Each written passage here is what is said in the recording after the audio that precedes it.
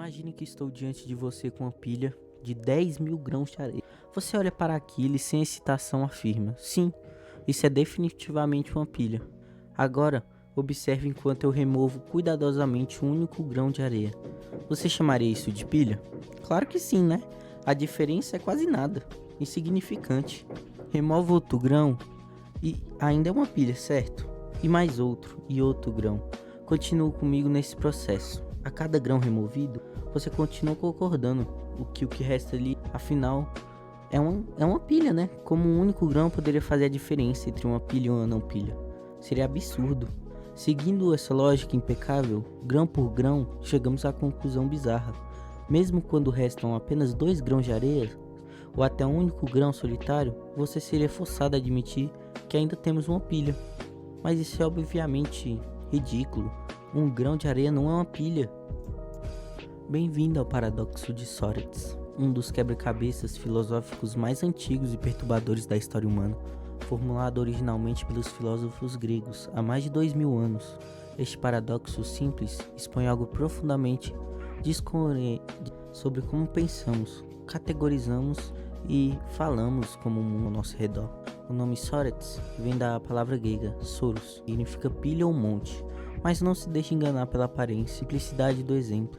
Este paradoxo não é apenas sobre a areia, é sobre a natureza fundamental dos nossos conceitos, onde sobre tração, sobre a própria estrutura da ligada e do pensamento humano. E uma vez que você realmente compreende suas implicações, começa a ver versões deste paradoxo em absolutamente tudo ao seu redor. Vamos levar isso para sua própria vida. Você era um bebê, e isso é claro, né? E agora, você é um adulto, certo? Mas em que momento exato você deixou de ser criança e se tornou adulto? Foi em seu aniversário de 18 anos? Mas você era fundamentalmente diferente às 11 horas e 9 minutos do dia daquele dia mágico. Um único minuto não pode transformar uma criança em adulto. Então talvez tenha sido um processo gradual, né? Mas se foi gradual, deve ter havido um momento específico, um dia, uma hora, talvez um segundo, em que a transformação. Qual foi esse momento? Você consegue identificar? A verdade é desconfortável e que não há tal momento, né? Não porque você não se lembre, mas porque ele simplesmente não existe. Criança e adulto são categorias que impomos a um contínuo desenvolvimento. A realidade flui suavemente, mas nossa linguagem divide, categoriza e compartilhamos. Pense em quando exatamente o vermelho se torna laranja. Se você tem uma escala gradual de cores, começa com vermelho puro e transiciona por laranja puro, haverá um pixel específico onde a cor deixa de ser vermelha e se torna laranja. Aponte para esse pixel. Você não pode, e se não pode, então ou vermelho e laranja são a mesma coisa, ou nossas categorias de cores são fundamentalmente vagas. Ou considere a calvície, por exemplo. É um belo exemplo. Um homem com cabelo completo claramente não é careca. Remova um único fio de cabelo, ainda não é careca. Remova outro e outro. Seguindo a mesma lógica da pilha de areia, seríamos forçados a concluir que mesmo um homem completamente sem cabelo não é realmente careca. Mas sabemos que isso está errado, né? Homens carecas existem. Então onde está a linha de... Quantos fios de cabelo separam um homem com cabelo sem cabelo, não careca? 50 mil, 10 mil, 500? Ninguém pode dizer. A estrutura lógica do paradoxo é enganosamente simples, mas é desafiadora, né? E eficaz. Começa com uma premissa que parece inquestionável. Se n grãos for uma pilha, então n menos 1 grãos também formam uma pilha. Como poderia um único grão fazer toda a diferença? Essa é a premissa. Parece não apenas verdadeira, mas necessária, sabe? Essa premissa nega que o que parece racional, mas quando aplicamos essa premissa repetidamente, um processo lógico válido conhecido como modus ponens iterado, chegamos a uma conclusão que sabemos está errada. Essa é a insanidade de um paradoxo. Premissas plausíveis e raciocínio válido, valendo a conclusões absurdas. O que te torna Sócrates indicioso é que ele não é um problema isolado de lógica abstrata. Esta, entrelaçada na própria estrutura de como o pensamento nos comunicamos, a maioria dos nossos conceitos, talvez todos eles, são vagos nos Considere quanto um monte de terra se torna uma montanha, ou quando um lago se torna um mar, quando uma vila se torna uma cidade, quando um punhado de árvores se torna uma floresta, quando alguém é rico, quando alguém é alto, quando você está velho. Cada uma dessas perguntas parece ter uma resposta óbvia. Ninguém confunde um grão de areia com uma pilha, ou uma fórmula de Himalaia com um monte de terra. Mas na zona intermediária, na região nebulosa, entre os extremos, nossas categorias se dissolvem em determinação. Essa é a região nebulosa, não é uma pequena exceção.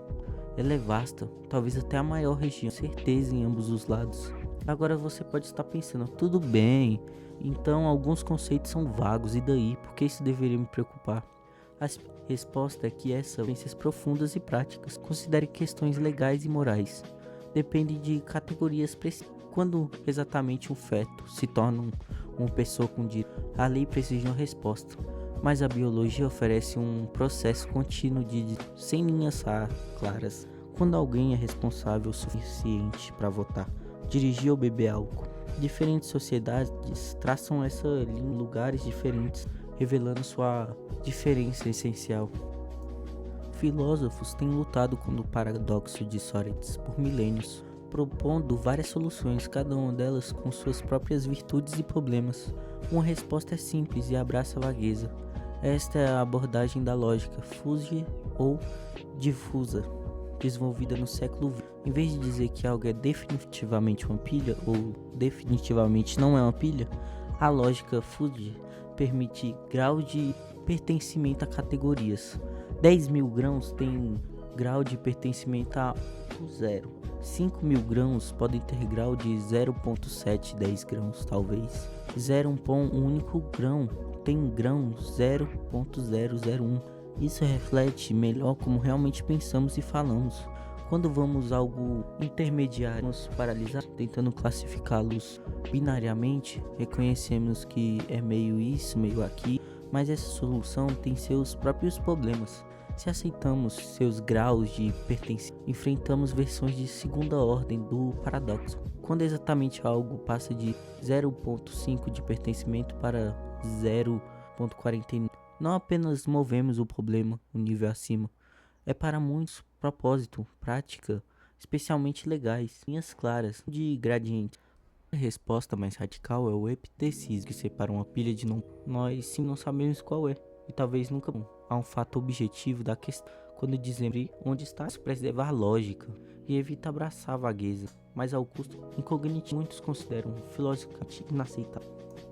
Uma terceira abordagem é o contextualismo, para o que é uma, mas diferentes estabilizam diferentes padrões. Se você está com centenas de grãos, podem olha, certo? Tá, administrar pode exigir tonelada a conversa. Os critérios relevantes em causar com nossos padrões baseados no contexto. Agora temos que perguntar quando exatamente reaparece. Talvez a lição de Sócrates, ele nos força a reconhecer que a linguagem que nos permite imperfeito pela prática um sistema lógico deduzido de filosófico absurdo.